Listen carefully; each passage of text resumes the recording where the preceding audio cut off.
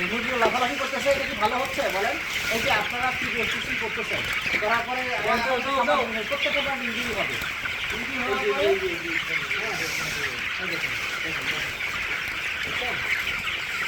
কি অবস্থা, এই যে খাবার দিচ্ছে সবসময় খাওয়ার দিলে তো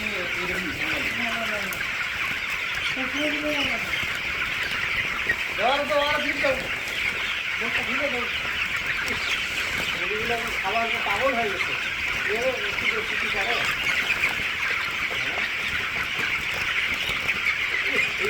ওর শরীর কেটে যাবে তখনই স্ক্র্যাচ হচ্ছে।